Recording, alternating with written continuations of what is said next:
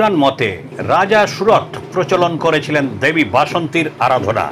আশ্বিন মাসে শারদীয়া দুর্গা পূজার আগে থেকে বাসন্তী দেবীর পূজা প্রথমে দুর্গা পূজা হিসেবে প্রচলিত ছিল। সেন যুগে এই পূজার সূচনা হয়েছিল। পুজোর নিয়ম নীতি দুর্গাপূজার মতোই। বাসন্তী পূজার নবমীর দিন শ্রী রামচন্দ্রের জন্মতিথি, তাই এই দিনটি রামনবমী হিসেবে উদযাপিত হয়।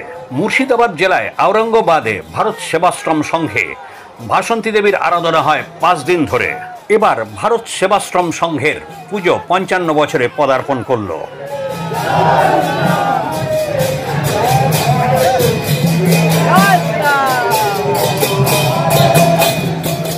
এই পূজা উপলক্ষে এখানে প্রতি বছরই অনুষ্ঠিত হয় বর্ণাঢ্য শোভাযাত্রা ও সাংস্কৃতিক নানা অনুষ্ঠান। এবার তাহলে আসি এখানকার কিছু অনুষ্ঠানে।